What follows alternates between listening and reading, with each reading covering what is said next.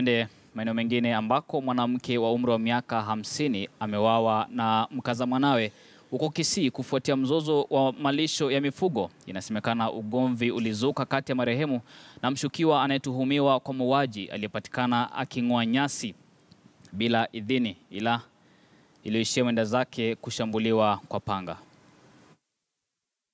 Kwa wengine nyasi hizi anazozishika mama huyu mkononi ni takataka, lakini kwa wenyeji wa Kisii majani haya yamekuwa kitovu cha kilio na maombolezo baada ya kusababisha kifo cha mama mmoja, mama aliyeshambuliwa na mkaza mwanawe baada ya kupatikana akikata majani hayo kwa kusudi la kuwapelekea kuku na mifugo wengine.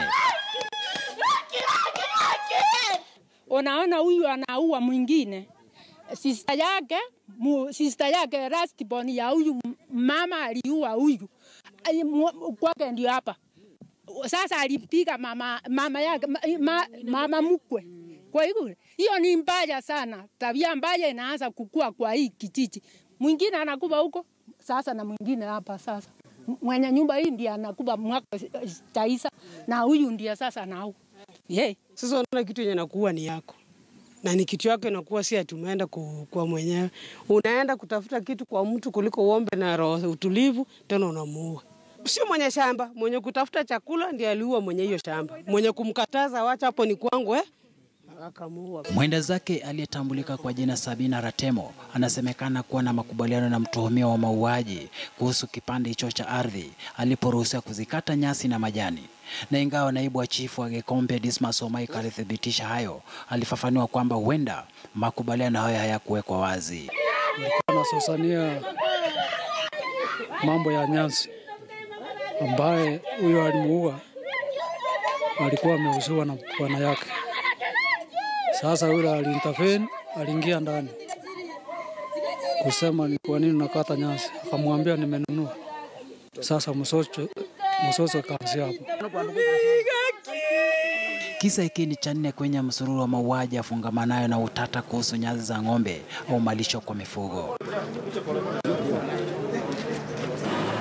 Na katika kaunti ya Kajiado, mtoto wa miaka 5 anaendelea kupata nafuu japo kwa ugumu baada ya kuchoma kwa chai moto na babake mzazi.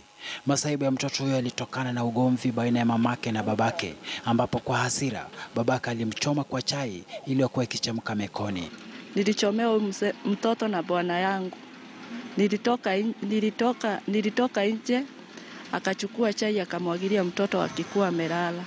Sasa alishikwa. Mimi nimesikia vibaya sana kuona mwanaume akichoma mtoto kama huyu. Nimehuzunika sana. Sasa hata kama ni kukosana sisi, tungekosana kivyetu. Mtoto hana shida yoyote, unaweza kumwangilia chai achomeke namna hii. Sisi tunasikia huruma sana, sisi wa mama tunahuzunika. Hata ukikosoa na bibi, afadhali utoke polepole wewe uache bibi. Na ukimwacha ukirudi, utarudi ukuwa ametulia, hata ile hasira ulikuwa naye hata kuwa naye tena. Kwa hivyo hiyo maneno mnaweza suluhisha na iishe. Hata hivyo ukosefu wa fedha unayetishia maisha yake, kwani mamake ameshindwa kupata zaidi ya shilingi milioni 3 zinazohitajika kwa ajili ya tiba yake. Shadrack Miti, KTN News.